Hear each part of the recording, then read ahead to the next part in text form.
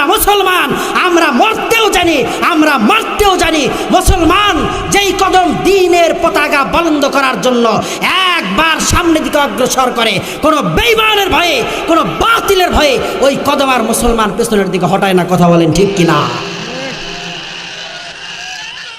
মুসলমান আমাদেরকে সজাগ থাকতে হবে, সামনের দিকে এগিয়ে যেতে হবে।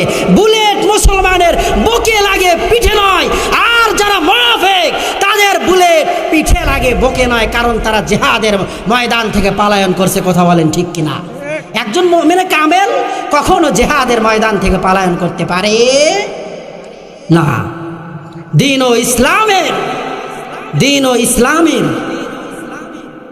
ইসলামের মুসলমান নামক মুনাফিকরা দ্বীন ও ইসলামকে যতটুকুন ধ্বংসের দ্বার প্রান্তে নিয়ে গিয়েছে, একজন কাফেরের দ্বারাও দ্বীন ও ইসলামের এত ক্ষতি হয় নাই। কথা বলেন ঠিক কিনা?